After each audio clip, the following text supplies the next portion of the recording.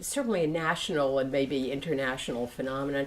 I think that in recent years, people have become incredibly house proud and house concerned. I mean, you can tell by all the home decor magazines out there, and all the TV on how to find the perfect house and how to fix it up once you've found it.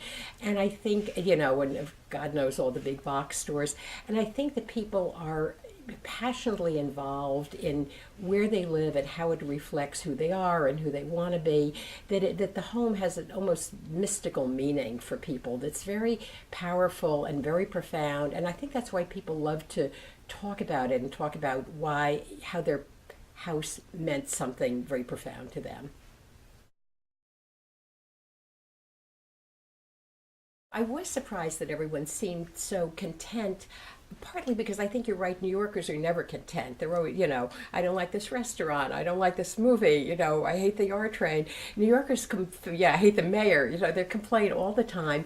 And also, many of these places to live were not ideal. They weren't the big luxury apartments. There are people who lived in 300 plus square feet of space, which is probably not much larger than this room.